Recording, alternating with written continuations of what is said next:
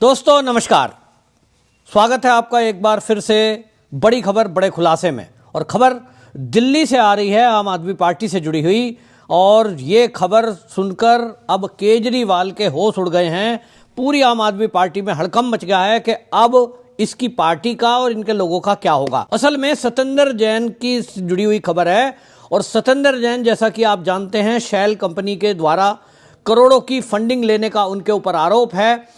ऐसी शैल कंपनियां बना दी गई जो अस्तित्व में नहीं है और कोलकाता का एड्रेस देकर के उसमें करोड़ों रुपए मंगाए गए। और अब ये ईडी का कहना है कि वो पैसा रिश्वत का था, जो दिल्ली की सरकार जब केजरीवाल सीएम थे, जब चल रही थी, उस समय वहां घोटाले किए गए। और घोटाले में जो रिश्वत ली गई, वो रिश्वत जमीन के रूप में ली गई। वो कैश के बजाय शैल कंपनी के जरिए जगह जगह उसको वितरित किया गया। सत्येंद्र जैन पर ईडी की तरफ से एक चार्जशीट में ये आरोप लगाए गए थे कि इस सत्येंद्र जैन ने करोड़ों रुपए की जमीन दिल्ली के अंदर खरीदी।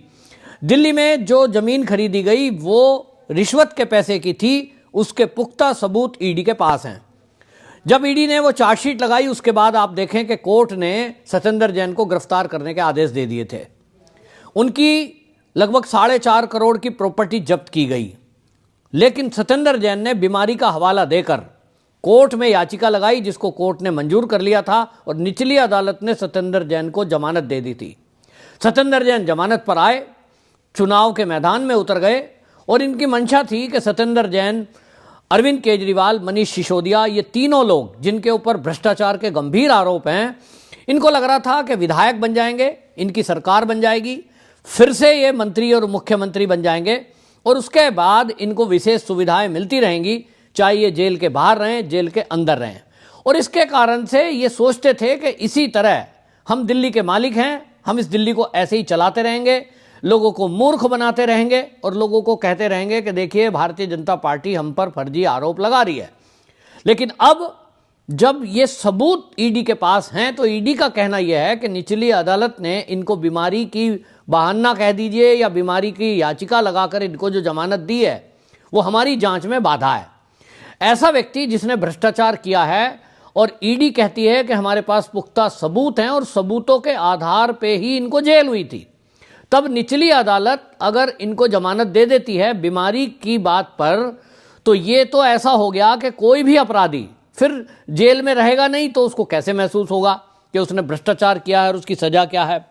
और इसलिए राष्ट्रपति को ये परमिशन के लिए एप्लीकेशन लगाई गई कि निचली अदालत का जो फैसला है उस पर गृह मंत्रालय के द्वारा राष्ट्रपति द्रौपदी मुर्मू से आग्रह किया गया है कि इनकी वो जो कोर्ट का ऑर्डर है उसको कैंसिल करके और गिरफ्तारी का आदेश दिया जाए। आपको ये मैं बता दूं कि कोई भी भारत की कोर्ट, यानी सुप्रीम कोर्ट भी यदि किसी को कोई सजा दे देती है या माफी दे देती है, उस पर अंतिम फैसला यदि राष्ट्रपति लेते हैं, तो राष्ट्रपति ही वो व्यक्ति हैं जो सुप्रीम कोर्ट के फैसले को भी पलट सकते हैं। कई बार सुप्रीम कोर्ट से किसी को फांसी हो गई, आपने देखा होगा, वो दया याचिका राष्ट्रपति को लगाते हैं। उनके अधिकार क्षेत्र में वो आता है, क्योंकि हमारे देश का सर्वोच्च अगर कोई पद है वो राष्ट्रपति हैं। और इसीलिए राष्ट्रपति को आग्रह किया गया है ईडी की तरफ से। गृह मंत्रालय ने, जैसे ही यह एप्लीकेशन ईडी की तरफ से गृह मंत्रालय को दी गई थी, तो गृह मंत्रालय ने इसकी परमिशन दे दी थी कि आप सत्येंद्र जैन को गिरफ्तार कर सकते हैं। लेकिन उस पर राष्ट्रपति से अनुमति लेना कहीं ना कहीं ये दिखा रहा है कि यदि सत्येंद्र जैन, जिसकी उम्मीद है ही कि जैसे ही ये गिरफ्तारी होगी, सत्येंद्र जैन के वकील सुप्रीम कोर्ट जाएंगे और इनके पास रिश्वत का करोड़ों रुपया इकट्ठा है। बड़े बड़े वकीलों को ये अपने हियरिंग में लगाते हैं।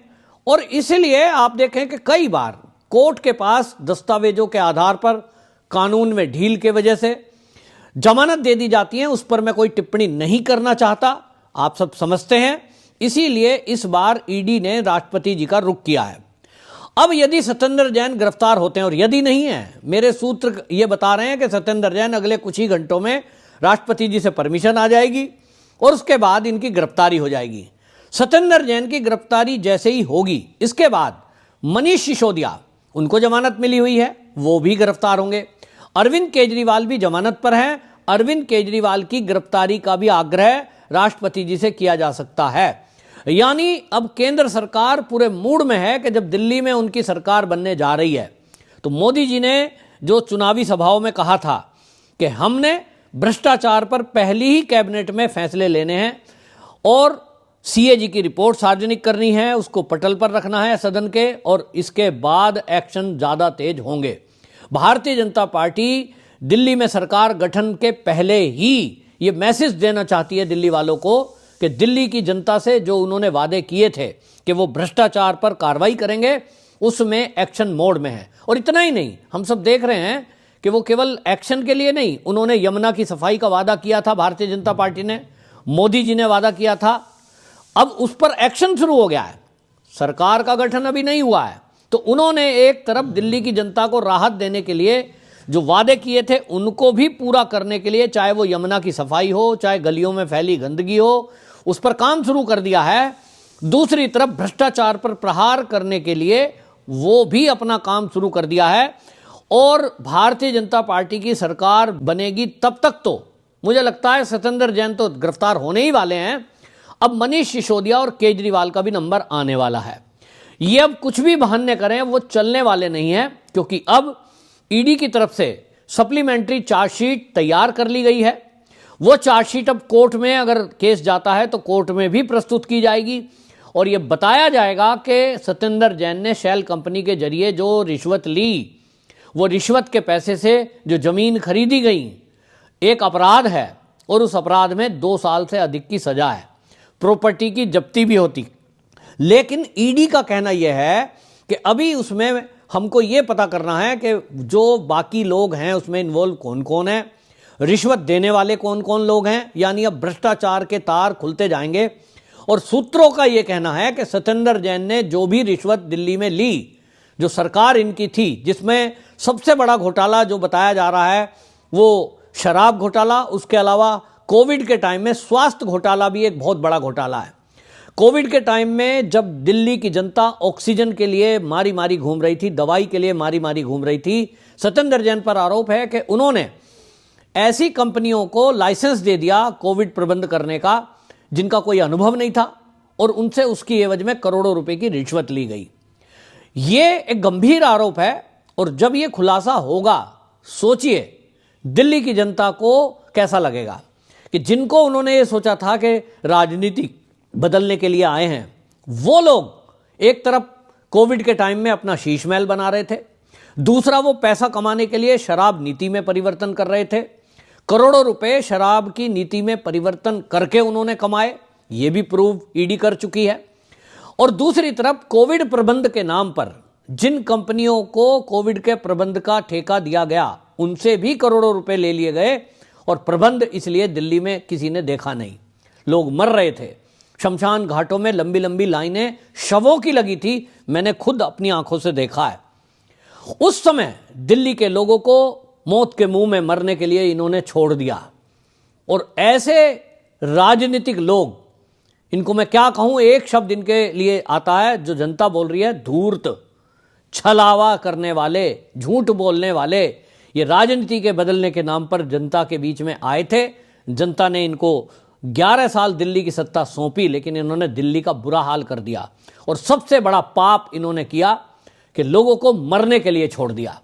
ऑक्सीजन नहीं है उसका बहाना ये आए दिन हर 15 मिनट में प्रेस कॉन्फ्रेंस अरविंद केजरीवाल करते थे और हमेशा आरोप लगाते रहे कोविड के टाइम में कि साहब हम तो पूरी कोशिश कर रहे हैं लेकिन हमें तो ऑक्सीजन नहीं मिल रही है, हमें जो है ऑक्सीजन की कमी है, केंद्र सरकार हमारे साथ पक्षपात कर रहा है।